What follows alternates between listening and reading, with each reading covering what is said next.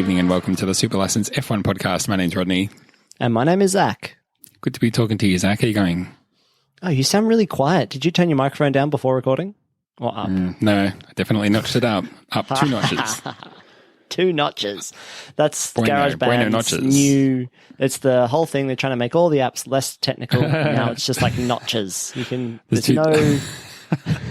I think I'm channeling Ted Kravitz. This week he said on the commentary that, so-and-so told him to notch his brake balance up by 1 notch. And I was like, oh yeah, 1. That 1's not bad. I would have gone for 2 personally, but 1 notch is not too bad. Like, it means nothing. What is 1 notch on the brake? Like, what? Who cares? It doesn't mean anything. Exactly. The other thing I was going to say...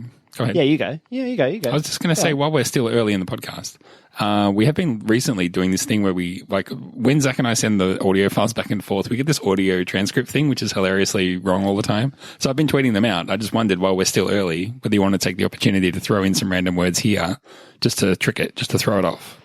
I've got a Neon Raptor sticker on my laptop from a brewing company. I feel like those are some fun words. Is it banana zucchini 3 times? Oh, it's more than 3. It's infinitourized. Woof. So good. Woof, woof.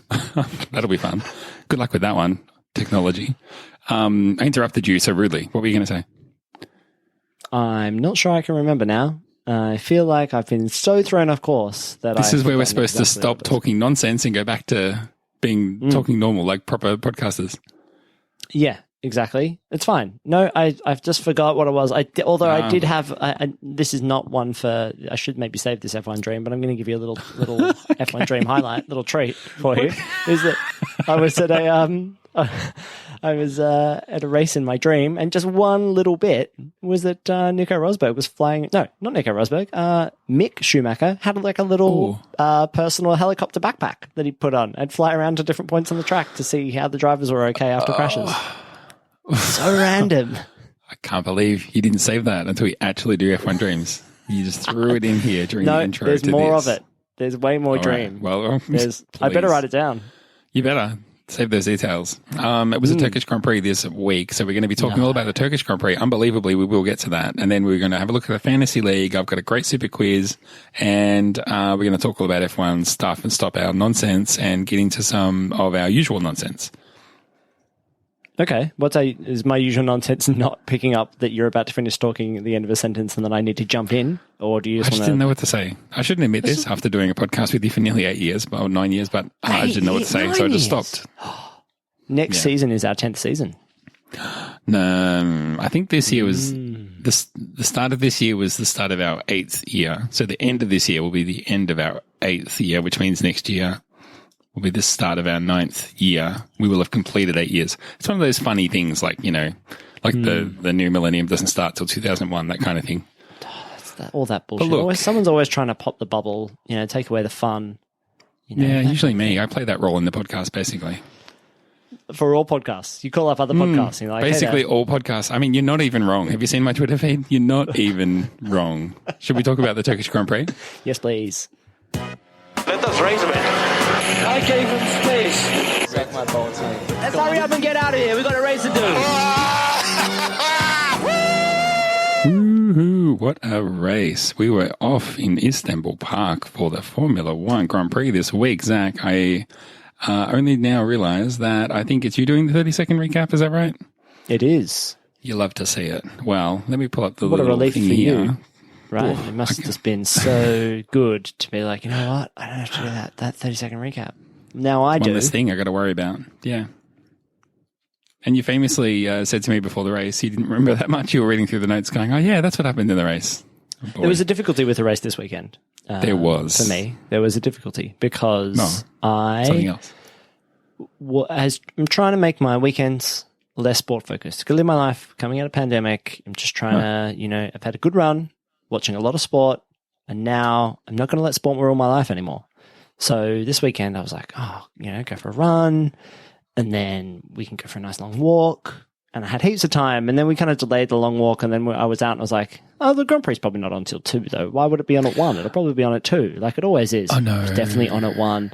So it was that point where I was like, I got home, I missed the first half hour, and so I kind of did the good thing is, I'm watching it on delay. It's recording, Lucky me, I'd recorded it. So I was watching it from the start, so I'm on a half-hour time shift. But it takes all the, you're not checking the tweets, you're not doing the same thing. And I attempted during the race to try to catch up. So every few laps, I was like, nothing seems to be happening. I'm going to put it on 2 times speed and just go forward. It makes it really exciting. Cars go so far. If you've got it on, it's still smooth, but it's on 2 times speed. So you can really see the action. It's like you ever play a racing, one of the racing sim games on your phone or something, and you put the races on 2 times speed because you're like, I don't need to see this. Just get to the action. That's what it was like. But it means that it doesn't have the same memorial impact in my mind. Does that make sense? It does. I'm not sure Memorial works that way, but no, I get the gist of what you're trying to say. I get the feeling for it. Well, look, I was going to say, if you need 20 seconds, you only want to recap the last 2/3 of the race, that's okay. But I mean, how fast do you think you can talk to do justice to this 2x viewing? I think 2x viewing. I think that, you know what? I only ever get to about 3 things in these recaps anyway. So I'm going to stop stalling and just fucking tear the Band-Aid off and do it. Great. I agree. We should stop stalling. All right. Well, here's your sound effect. Hopefully you can hear it. Here we go.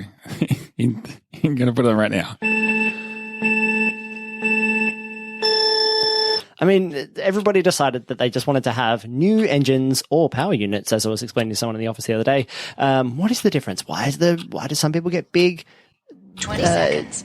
Big grid penalties and others don't? But it really worked for some people, like maybe Carlos Sainz, but not so much for Tony Ricciardo. And we were like, what's Lewis Hamilton going to do? And he's going to whinge about being pitted because he didn't have all the information. But you know who just went out and did his business? Bottas did his business all over the track, exactly where you want to keep your business, and smashed it. And Red Bull had a pretty okay race too, but they were so surprised at how fast Mercedes was. Yeah, he did his business all over the track. That's my favorite part. Good. See, some people question the value of these things, but I just think there's a little shortcut in your brain, and during the 30-second recap, sometimes things come out that you don't always mean, but are great. It's the pressure. It's the Whose Line Is It Anyway version of the Super License F1 podcast. A little bit. It's like having to come up with a hoedown and you're standing in line and Ryan Stiles is last and you're like, he's going to be great. That's why he's last, but I'm third last, so I've got to be also good. Otherwise I'll look stupid. And then the next thing you know, the music's playing and you're talking about, I don't know, shitting all over the track or whatever you were talking about. Well, Valtteri Bottas. Glad you were listening, whatever you were talking about, Yeah, Zach. I right. just blanked out for 30 seconds. Well, You took care of it. I heard the words, but I interpret them my own way. I don't know if that's actually what you meant, though. That's what I mean. Valtteri Bottas won. Obviously, Valtteri Bottas 6.0. He's back. He's back in these winning ways. Forget 6.0. Like a document being passed around the office. That's right. It's due tomorrow. Final. Version 6.0. Version 2, version 2.1, version 3.1. He's done with finishing 8th, 9th, or 10th, apparently. He's decided to win a race instead. I really feel like it was probably in his mind the whole weekend. Like, okay, I know Hamilton's going to be taking an engine penalty. Everyone's going to be watching me. This is my best chance to win without having him right there to steal the win. And I finish second anyway. And I have to pretend like I like me finishing second, which I don't. So, yeah, he really delivered. He had to, but he did. So it's okay. First of all, though, terrible race. It was wet, just sort of, it felt like the race was in slow motion. We said before, I'm going to blow our cover, Zach. We were going to pretend like I hadn't said this before, but I did say this to you before and you laughed, so I'm going to repeat it here. It felt like 52 laps of the exact same lap just over and over again. Like it's still raining. There's still no dry line. Oh, shut up. Carlos Sainz has overtaken somebody. It's just the same lap just over and over and over and over again. I feel like it just felt like a race that was stuck in the mud a little bit. Yeah, I think it was because it was just wet enough. Like, I don't think I've seen a race like this where you can just pretty much just drive on inters all day, like Esteban Ocon did. He just was like, do I need to stop? And they're like, I don't know. Do you need to stop? Well, that's another good, interesting question. It keeps kind of raining, but not really raining. So there's no dry line, or the dry line isn't so there that if someone stepped off it, that would be it, because no one's on slicks. They're all on inters that were becoming slicks. So I'd never really seen that before. And whenever anybody asks if they can just go to the end on their current set of tires, I'm always like, no, that's against the rules. You've got to pit. That's the rule. Oh, wait. That's what I thought. No, it's not the rules because it's raining, so you don't have to change tires. It's not that you have to pit. It's that you have to change tires. It's just that the only way to change tires as the sport currently stands is to pit. If you can find a different way to change tires without going to the pits, bully for you. But there are some things that nullify, apparently, the need to actually stop and change tyres, like a red flag, for example, or wet conditions, like the track being declared wet. I still thought, even if the track was wet, you had to stop, but you were free to put on whatever tyre you want. I still thought you had to complete one stop, though. But it started to get introduced. Maybe Hamilton's not going to stop. Maybe other people aren't going to stop. I'm like, what? You have to stop. What are you talking about? But yeah, look at I me. started doing the I maths. had I was like, face. maybe it's like, yeah, I mean, we are professional Formula One watchers. But it turns out that I was sitting there genuinely about to Google, like, what is the penalty for not stopping in the race? Because maybe they've worked out that it's worth the 10 seconds. I thought that too, yeah. But no, and then I was like, duh, wet tyres. Like, you don't have to do anything. Do whatever you like on the wet tyre days. Don't put any tyres on. Put car tyres on. It doesn't matter. It's wet. Whatever you feel like. Or if you're Sebastian Vettel, be like, yeah, you know I'm a 4-time world champion. I can drive on basically anything. Put those slicks on me, and then got out and immediately went, like, just drove. I love it when this happens. They just drive straight off the track. Like, not even a big crash or anything. Just to like, oh, it doesn't work. Like, the car doesn't work. No, exactly. And it's like just the surprise of like, there's no grip. There's no grip out here. Like, yeah, dude, we're like 40 laps into this race. Of course there's no grip. It's been raining like for the last hour. He'd gone from a car to like skis. Just like, none of this works this way. Or like someone was walking and you just put rollerblades on them. Like, I have to. Who put Vaseline on the tyres again? That's why they're so shiny when they put them on. Keeps the tyres wet, so they're really slippery. That's why they call them wet tyres. You said you wanted wet tyres, Sam. That's what we put on. That would look. We have. I mean, they haven't been in the sport very long, Aston Martin. So maybe that would be actually. He asked for. All right, spray them down, guys. He's asked for wet tyres. Look, I don't know why. He knows what he's talking about. 4-time. He's 4-time world champion. Knows what he wants. First arrived, last to leave. There he is. That's it. Otherwise, he'll be picking up trash all week. So yeah. Look, really, I feel like this race there was a little bit like a lot of it was just driving. Here's your stop. Keep driving.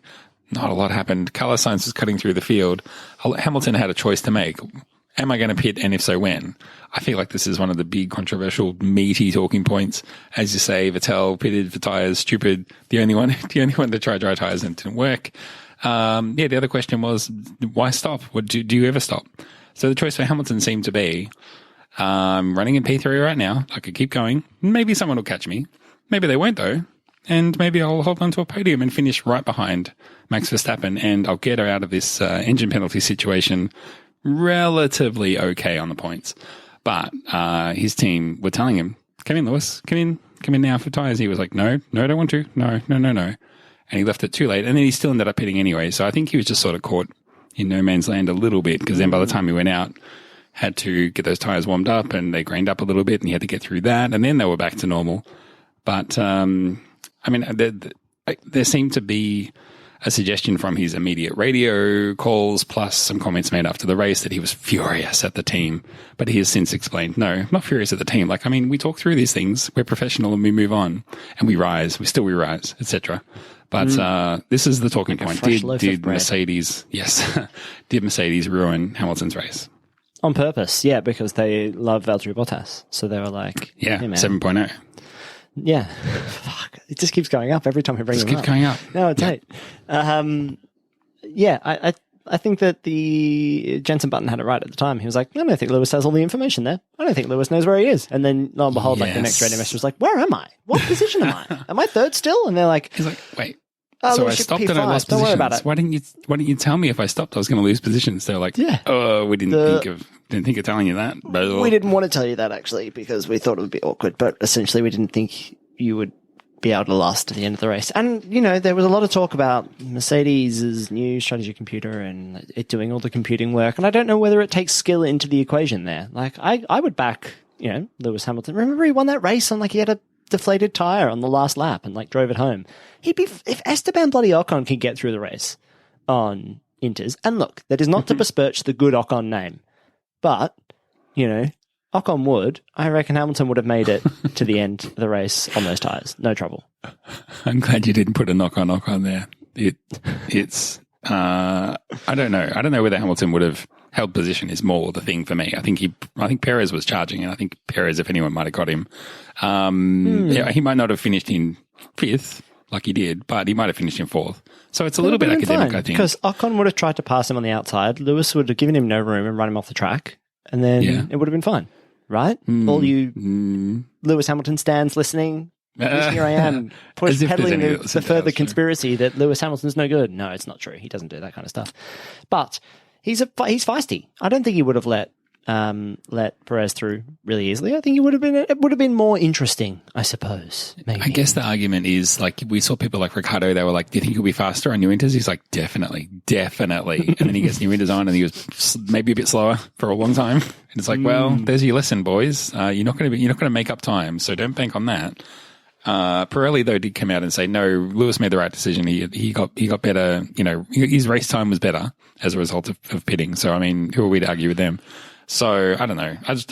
Look, my crystal ball tells me that it wasn't that big a deal. If anything, he maybe should have just pitted when the team told him to. Remember recently he won a race because the team said pit and he said, okay. I don't think so, but okay. Remember that happened? Yeah. Maybe he should listen to his team. There were two other times before that where he was like, I don't think we should. And they're like, you should. And then he lost. So I think the scorecard is still firmly in Lewis's favour. However, that's easy to say, right? Because the drivers say a lot of things during the race. They say lots and lots of stuff. We don't hear it all unless you're watching that special channel, which I don't, because that would be boring. So I'm sure that he takes up every position in the race.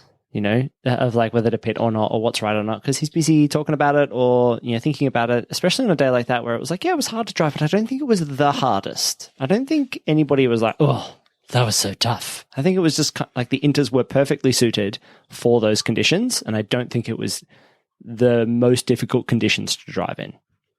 Especially like 20 laps in, where like most of the spray had seemingly just like disappeared. Yeah, I don't know. I mean, he's pretty handy in the wet as well, you'd have to say. Who isn't these days, right? Who do we say isn't handy in the wet? It seems like everybody's handy in the wet. Maybe fucking Mazepin, But is there a driver you can name that you could be like, no, they're no good in the wet? It starts raining and they just like turn to mud. Yeah. I was going to say Tsunoda, but that's not even fair. He was racing relatively okay. Yeah, he was fine. No, you're right. Everyone's good in the wet. What am I talking about? No, it's just one of those truisms that, like, one of those collective things where we all say, like, I used to think like this. It's like, you look out for the guys who have really good races in the wet. And it's because we can all think of, like, people think of the Senna race in Monaco when it was really wet and he won from 60th and finished first. He started in Nice actually that morning and drove all the way in the wet in the Formula One car and then did the race. Then Vettel winning when he was at Toro Rosso, and it was like, oh my God, future racer made. I'm sure Hamilton's had the same thing. Like, it feels like every driver has had a good day in the wet where you're like, see, that shows you they're amazing. They deserve to be here. And they've all had it now, everyone. I think it just adds a degree of difficulty that, like, any mistakes or lack of experience gets shown out and you pay a higher price. And I mean, as a result, you probably see the skill in class. All 20 finished the race this weekend, and it was so difficult for all of them. So point proven. Well, I mean, I was gonna single out the fact that you mentioned during your amazing 30-second recap that Ricardo and Sainz both took engine penalties, both started from the back of the grid. But boy, one of them really rocketed through the field, and the other one really kind of didn't. Carlos Sainz, driver of the day, your driver of the day. They're very keen to point out. So-and-so is your driver of the day. Yeah. Easily mine. I don't understand anyone voting for anyone other than Carlos Sainz after he overtook about 50 cars. It was great. Great racing. Just really good. And I just never got sick of seeing him overtake someone. They put some numbers up during the race that was like most overtakes this season. It was Alonso and Vettel. And Jeez. Yeah. Well, it's because they don't qualify very well.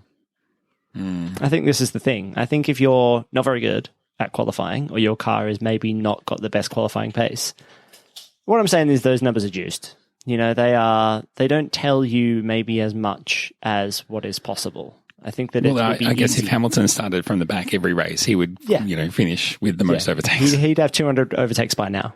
Exactly. Not 68 or whatever it was that Vettel was on. So, yeah, I mean, you still have to make them. You still have to make those overtakes, right? But I think if you're in if you're one of the cars that is towards the top of the middle of pack, let's say, in Sebastian Vettel's case, and you spend a lot of your race, especially if you're like pitting first. So if you're like I'd be interested to see like how often Vettel pits before Stroll, for example, or pits before other people around him, and whether he like pits and then comes out fresh tires and then does a lot of overtaking, or does a lot of overtaking at the start of a race because qualifying wasn't that good. Like, I think there's a lot going on in the midfield we don't see because they're not winners. So that doesn't surprise me. I mean, Fernando Alonso, he's a master. He overtakes everybody, man. He's overtaking right now. Yeah. Well, he didn't overtake that many people on the first lap, but that's mostly because he got a little bit tagged, just a little bit tagged by Pierre Gasly, ran off the track, and Gasly got a 5-second penalty for it, even though it was the first lap, even though it was pouring rain, even though it was the first corner. But then Alonso, and he was being pinged on the inside. He was being squished. Oh, he was being mugged. The guy was just jumping right on top of his head and just pushing him. He was just getting out of the way. That was Gasly. I mean, what the Gasly's problem is he cares too much about himself, self-preservation, just jumping out of the way of the evil person on the other side. He just got like a little bit of understeer when he accelerated out of the corner. And he wasn't to know that Fernando Alonso was going to be there. Like, I thought it was so odd. It was one of those ones where I was just going to be like, oh, that'll just be a racing incident. And then, lo and behold, they made a pretty quick decision. Like, yeah, you shouldn't fuck around with Alonso like that. He's the star of the sport. That was exactly what they said. He's an old man. No, what happened was Gasly knocked Alonso off. Alonso then went on to knock Schumacher off. So what the stewards officially said is that Pierre Gasly has to buy Schumacher lunch, and then that's, it all just washes out, comes out in the wash. No, the steward said that because Gasly was judged to be wholly to blame, entirely to blame, like they couldn't lay any blame on Alonso. He was well and truly ahead and on the outside and got tagged from behind, or, his rear left. They were like, well, you can't blame him, therefore it's all Gasly's fault. And we've all agreed, we have a gentleman's agreement between all of us. If you're wholly to blame, you get a penalty. We all agreed to that. So they were like, look, our hands are tied. I know we're the ones making the decision, but we're not making the decision. Exactly, that's right. But yeah, Alonso, it was very active, busy, involved first lap from Alonso in many ways. He likes to be involved. That's one of the, he will not go quietly into this good night. He's always trying something. He's always being a bit funny. Yeah. I think Sebastian Vettel tries to be like that too, which is why he chose the slicks. He was like, let's make something happen. Alonso's always just trying something on, like, I reckon I'll just get hit by Gasly here. That might be fun. Just spice things up a little bit. Just like get inside everyone else's head. And they'll be like, where's Alonso? Like, he's last. No, you weren't expecting that. And then he tries to pounce on Mick Schumacher and knocks him out of the race. I thought another thing about this race, if we just naming things about the race that I thought was interesting. Yeah, let's just do that. It was, you often think about wet days as being a bit of an equalizing factor. Everybody has to go slow. But it felt about 12 minutes in, maybe it's because I watched some of the race on 2x speed, Valtteri Bottas was already getting through back markers. And when I looked down the results, only the first 9 people finished on the lead lap. And that includes Lance Stroll, who was 82 seconds off the lead pace. Everybody else is a lap down or more.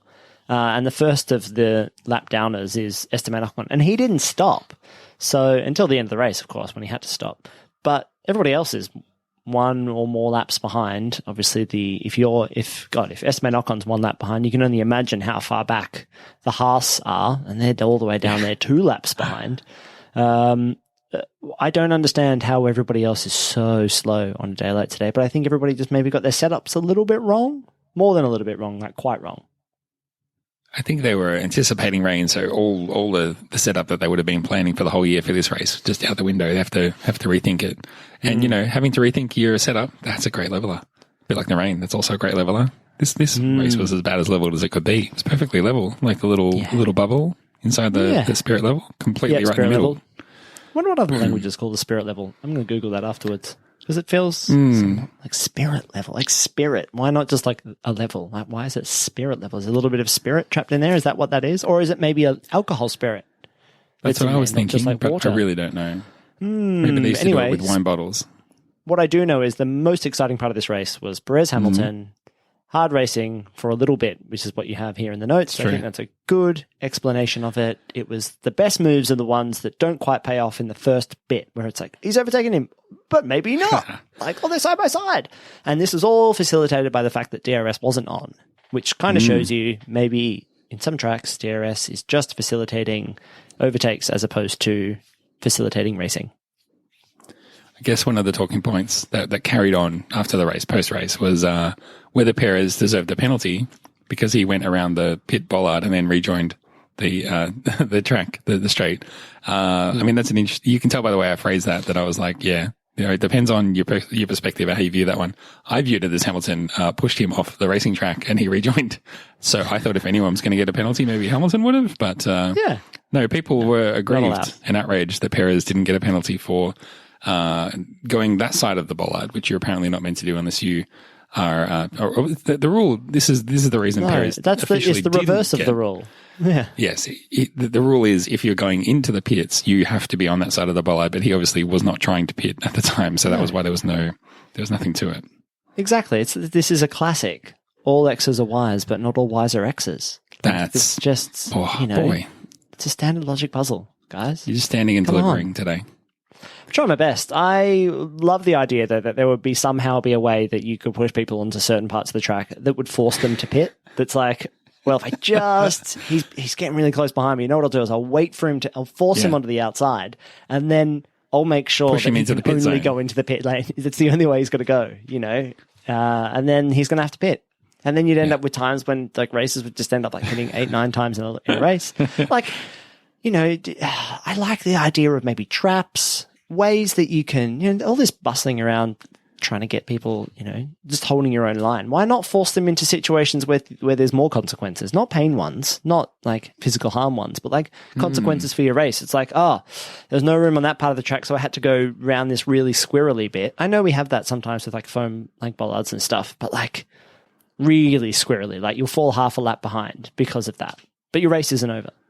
But then you've got the chance to do that to the next person. It's all square. Little zones that you can push people off into that maybe make their visors go all muddy for a little bit, so it's harder for them to see or something like that. I've got a great idea.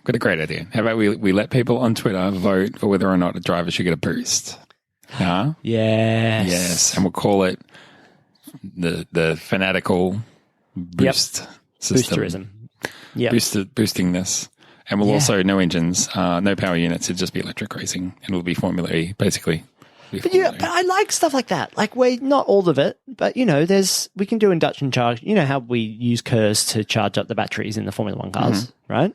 And sometimes he's using all of that to using his overtake button, KERS button there to stave off that challenge from the guy behind him. He's going to have to. He's vulnerable for the rest of the lap. Here's an idea. How about this? Yeah. You have to be within 1 second of the driver ahead to use DRS. Yes. But what if you can only use it, once every 3 laps? You turn it on, next 2 laps, no DRS. Yeah, exactly. I like stuff like that. You're really going to you got to save up. Or what if it was like you only get 10 DRS uses in the whole race? Oh, now you're talking. A cap. So some drivers will be like, I'm going to use it early. I'm going to try to pull out a lead and get escape velocity. But, it reminds me of like, how like in cricket, you get the like power overs or whatever it was, and it just turned out that everybody would just use them where they were using straight away. It's just like just use them at the start because it was stupid not to. What about if we were to, like, you had those little boost, like let's say you had like boost strips on the straight where that you would automatically, your battery would go up to like full capacity if you drive over them, but it will be off the racing line. So, you'll be like, oh, he's gone over there to get extra battery charge that he's going to deploy, but he's run over some marbles. So he's going to be more difficult. It's going to be harder for him to drive, but it's going to have more power. That'll be cool. Yeah. You never know. I'll suggest it. I'll suggest it in... Get Bernie on the phone. He'll wrap all this stuff up in a way that would make the product better and present it to Liberty Media. Netflix would like this. If Netflix bought the sport, this is exactly how things would go. That's true. Well, I feel like we've diverged so far from the race that it's pretty clear that we've done all the talking points. Exactly. So maybe we should move on to Fantasy Focus. What do you think? Yeah, let's do it. How do you want to go for the league or the race? Dealer's choice. I'll go for the race because I've got it all up on the computer this time. It's really easy for me to change it. So, in third position this week for the Turkish Grand Prix is Hawk Moon Racing from James Ward, 151 points. Pretty good. I read Hawk's Moon there as Hawk's Moor in my mind, which is a nice steak restaurant in London that I was reminded of yesterday when my phone brought up a photo of me enjoying a steak like 2 years ago. Very good. I looked so happy. Little did I know what was in the future. Very few steaks. Number 2, from Vettelicious Racing by Marie Harling. 166 points. Very nice indeed. And top of the pops for Turkey this week. Bok bok. Do turkeys go bok bok? That feels right. Gobble, Jordan gobble. Buzzy. Gobble gobble. Of course. That's what you do when you get a roast turkey. You gobble gobble it up. Jordan Buzzy with the manager Randy Austin. 167 points. Pipped Vettelicious by 1 point. That is just delicious. So, yeah, good work to everybody for what was a difficult race to predict, I felt like. Yeah, absolutely. I think those people who have really settled into this strategy for their fantasy team, they've finally had a great race and they are making the most of it while the rest of us just flounder around. Can I call out a team name? Maybe we've mentioned it before, but 2 Seconds Ted as a team name. 2 Seconds Terrific. Ted. Yeah, yep, love it. from Glowing Rotors. Amazing. That's what I'm all about. It's subtle. It's not in your face, but it's just right there to be enjoyed whenever you need it. Are you going to do you and me, or should we just jump into the league overall? Oh, I can do me. Where is me? If I click the me button, when I click the little profile button, the little find your team, it's meant to take me to my team. It never does. Like that didn't work. That's not me. So what happens when you click it? Yeah, I agree. It's broken. Well, I'm on the league view, so I'm like hesitant to jump around. Well, but you're 74th position for this race. That's not great from you, but I was 60th with 92 points. I almost cracked the 100 there. Maybe one day. Yeah. Well, one of us needs to do better, and that person is both of us. Well, in the league then, it was like you say, it was a real week for those who are not necessarily like top of the league, but they're just like making hay while the sun shines. We're ripped through the top three. None of these teams have moved places, so they're really firming in as the top three. But in third place, Team Hypothesis by Hypothesis. In position number 2, Tangelo Racing by Tony Saint. And still top of the pops for the league, Yucknut and French Ghastly by Fluge. Pulling out a small lead, I would say, but a bit of work to be done there to chase him down. But knocking on the door now of the top 3 is Team Leclerc Dynamics by Tim Brown. Up 2 positions this week, one of the big movers in the top 10, into position 4 and knocking on the door very close between 4th and 3rd. Yeah. Good. As you covered, I went backwards this race and you held station, I would say. So we could look at where we are in the league, but I mean, boy, we don't really need to do that. Not many races to go, though. Right, Rod? You've pulled ahead of me, let's say that. Yes, that's true. I'm down in 65, down 1 position. You're holding steady in position number 63. So, yeah. 20 points or so between us. So, I mean, there's still all to play there. And what's 20 points between friends when it comes down to it? Right? Not much. It's not barely much. anything. You could almost say that I'm beating you. That's how little it is. Yeah. Well, the thing is, what the listeners don't know is we don't think about it season to season. We take a long approach, so it's all total points over all time of us doing fantasy. So yeah. And at the end of our lives, we'll work out who won life, basically. It's the competition. It's the greatest competition there is. Yeah, I mean, it's complicated, but it's a competition, and that's what's important. Speaking of competitions, is there a way that I could perhaps compete for points by answering trivia questions? Yeah. Luckily, I happen to have that exact thing in the Superquiz. We will accept a couple of questions. Should one only win one? Would one want to have won that one in round 1? Can you repeat the question? I'll try to inhale and stop mumbling as much. But yeah, this week I've written for you a Superquiz celebrating Valtteri Bottas's 10th win in the Valdecchi Botten quiz. Celebrating his 10th win. I know it hurts. It's sort of there, but it's also like, it sucks. And I'm just going to celebrate how much it sucks. No, it has to be. That is, you have threaded the super license quiz naming convention needle there. It can't be too perfect. Otherwise, people either miss it or it was obvious. You have to work for it. It needs to be. It's the just noticeable difference. It's like you're subverting the culture of the quiz by doing it. It should be a little bit painful. Like a good massage. It shouldn't just be like, That's exactly where the benefit is. If it hurts, it's good. It's working. Yeah.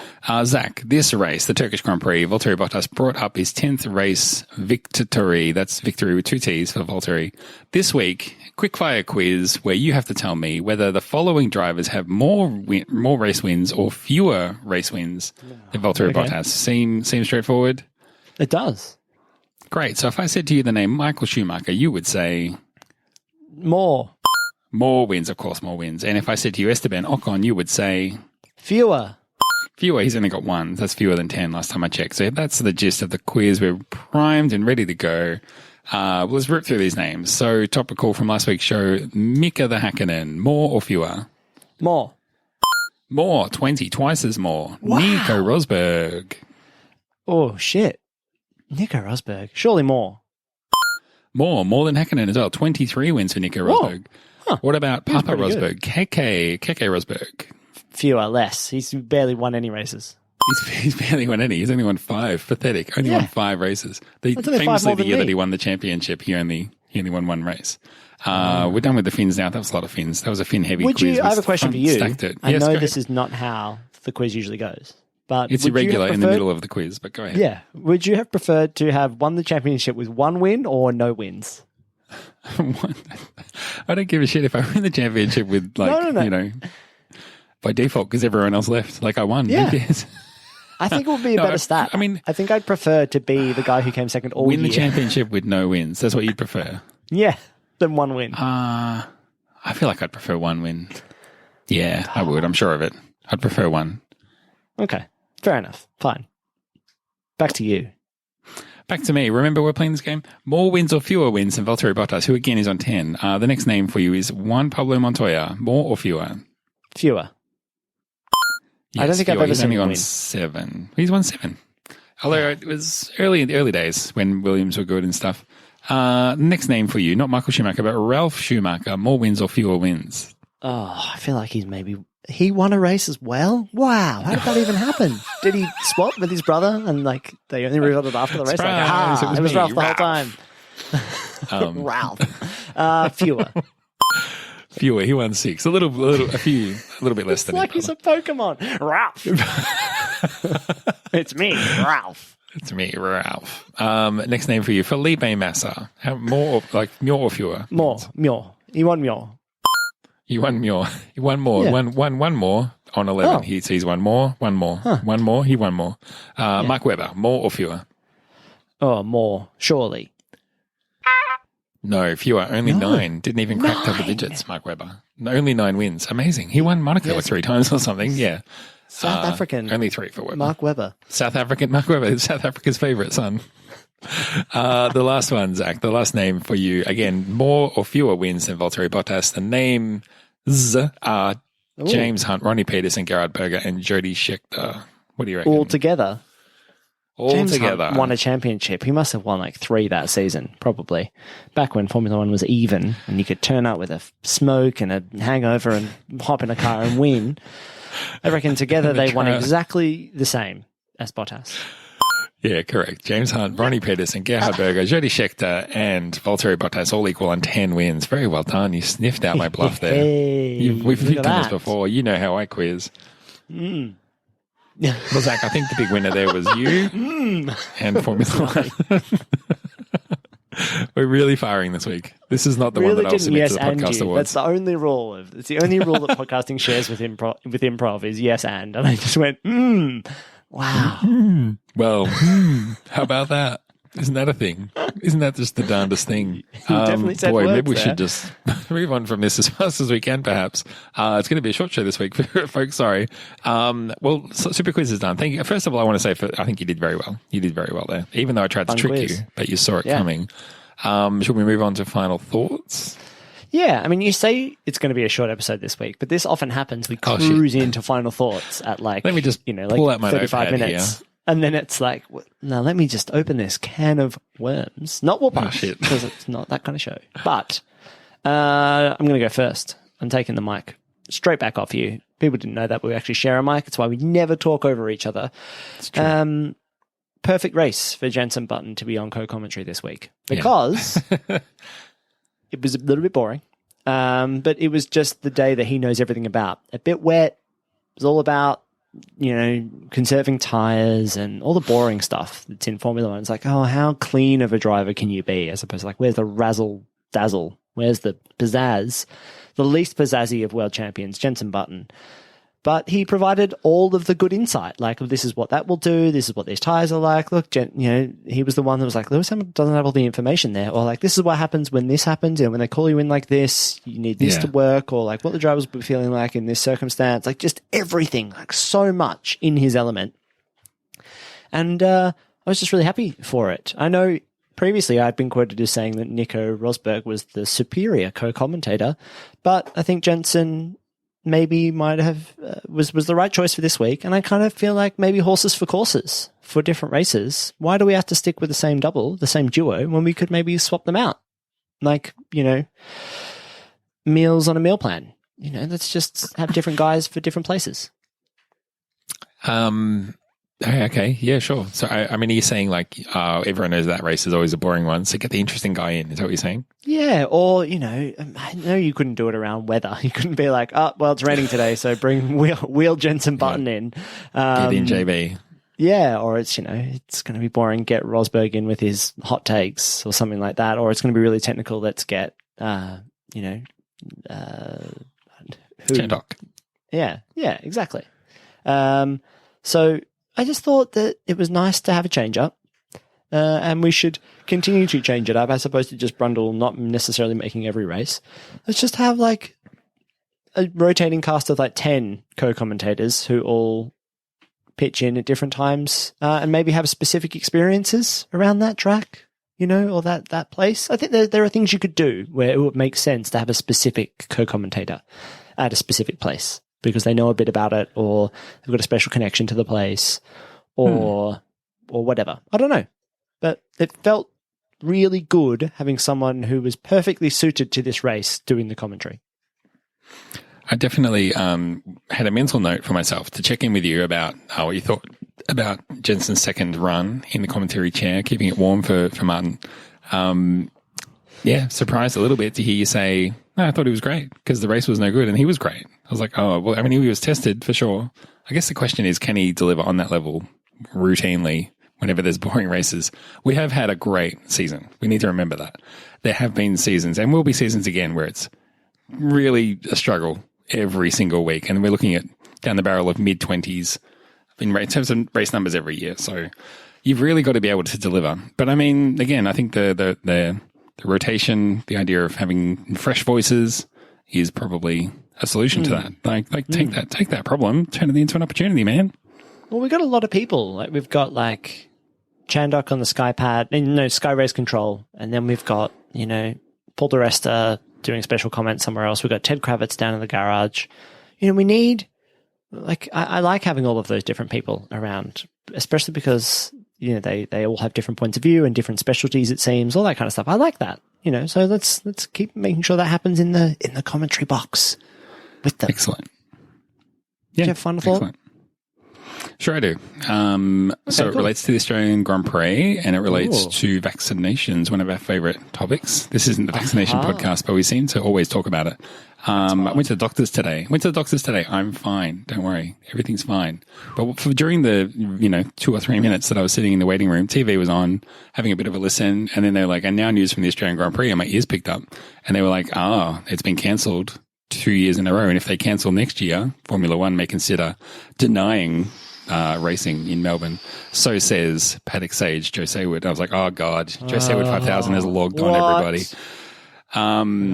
So first of all, you can ignore that, forget that. I'll tell you why. Because Melbourne is well on its way to having a fantastic vaccination record. 70% fully vaxxed. He's only single digits days away.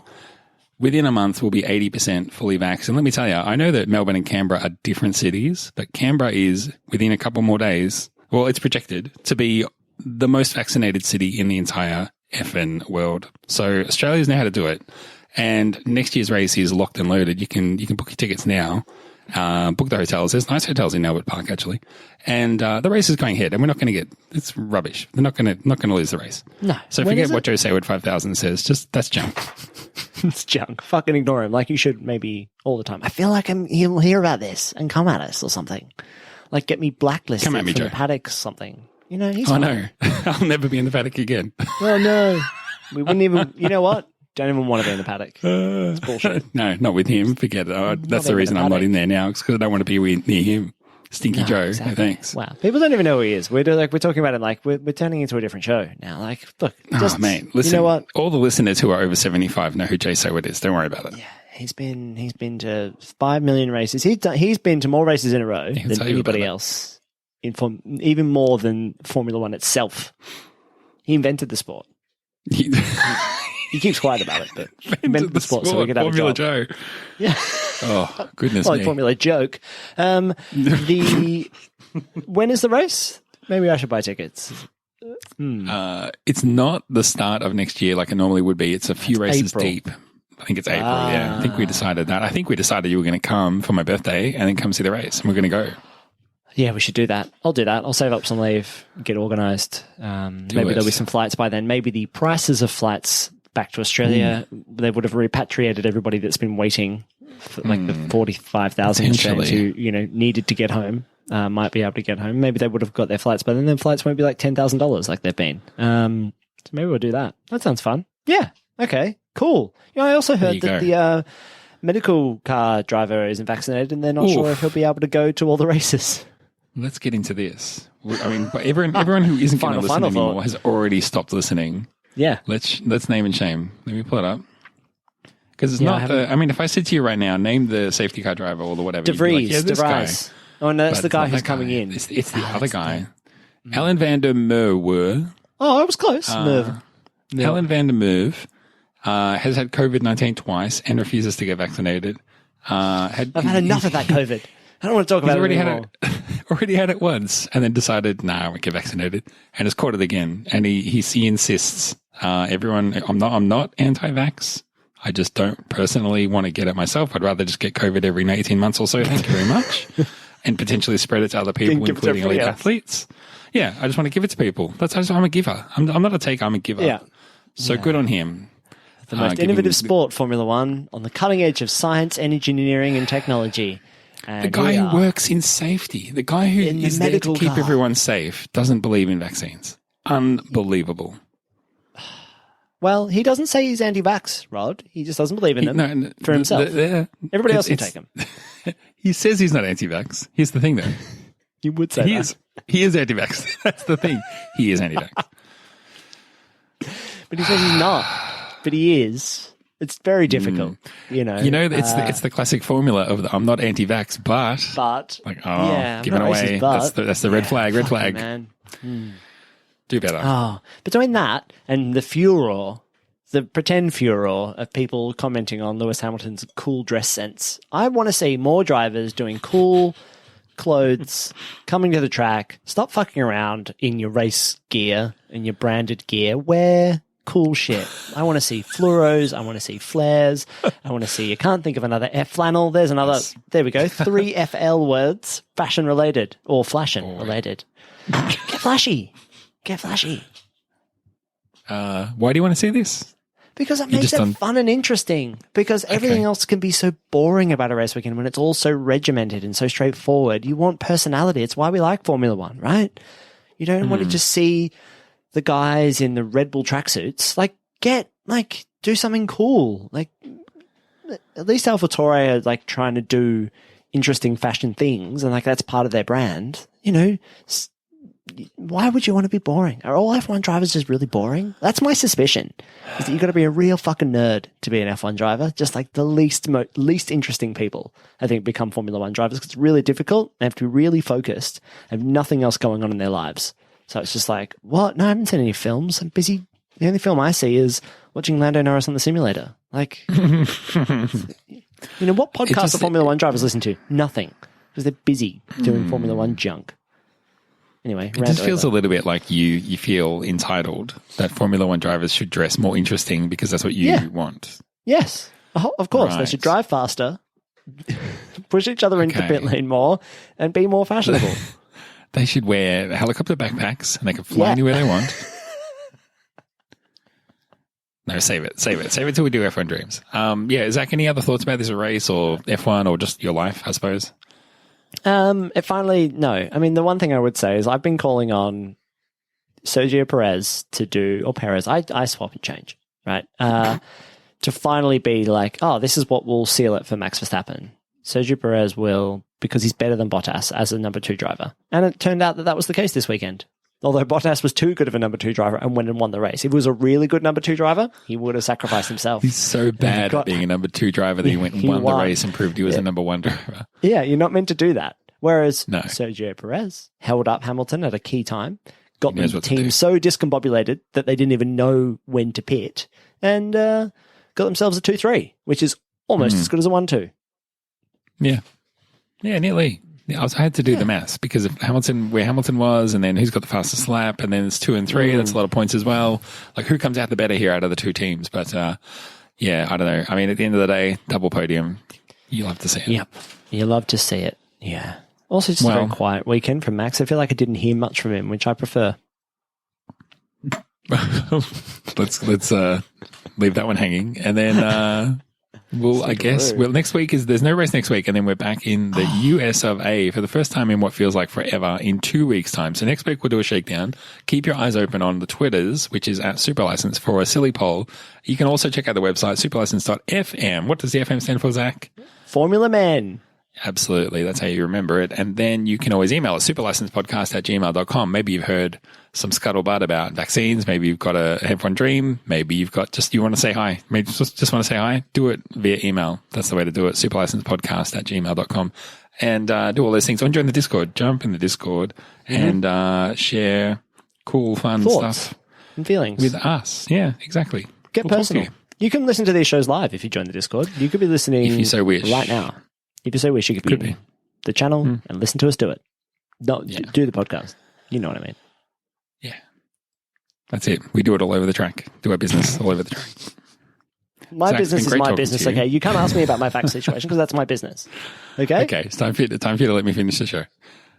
Zach, it's been great talking to you. It's always a pleasure. Has it though? I look forward to doing it next week. And everyone listening, have a great week. Take care of yourself. Get vaccinated if you can. And we'll talk to you next week for Shakedown. Until then, my name's been Rod. My name's been Zach. And we'll talk to you next week. Take it easy. Bye-bye. Bye. Oh, yeah.